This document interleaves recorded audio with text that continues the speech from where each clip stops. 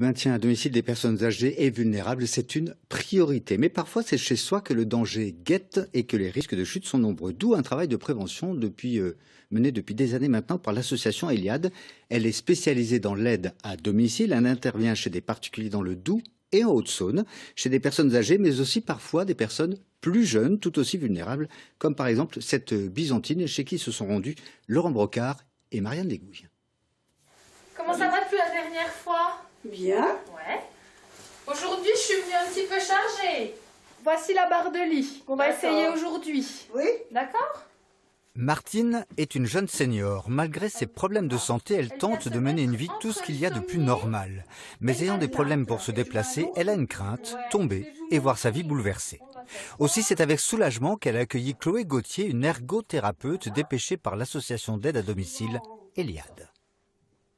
Elle m'a écoutée, puis après, elle m'a dit on va pouvoir faire quelque chose pour votre lit, pour votre douche et pour votre extérieur. Pour les 3 marches, pour aller un petit peu sur ma terrasse. Rester chez soi en toute sécurité, c'est le souhait de tous. Mais chaque cas étant unique, c'est donc du sur-mesure qui doit être proposé au terme des interventions. Réorganiser l'habitat sans le transformer, le sécuriser pour la personne qui y vit, mais aussi pour toutes celles qui y interviennent.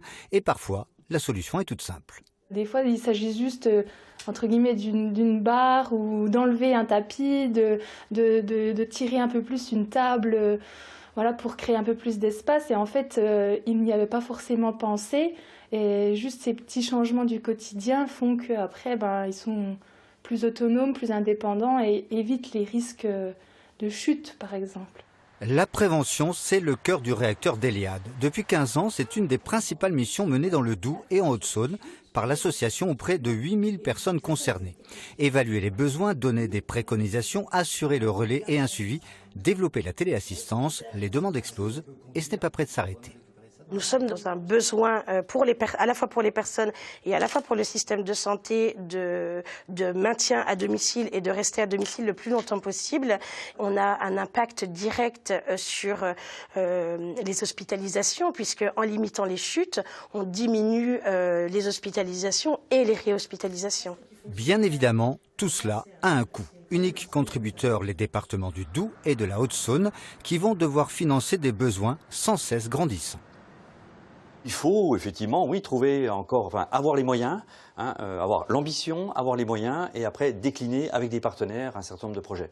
On a encore cette ambition, on a encore les moyens dans ce département du Doubs parce qu'on s'y emploie, mais il faudra faire effectivement attention à l'avenir d'éviter une explosion de cette commande et de cette offre sociale. Chaque année, dans la région, ces chutes représentent 8000 hospitalisations et près de 600 décès.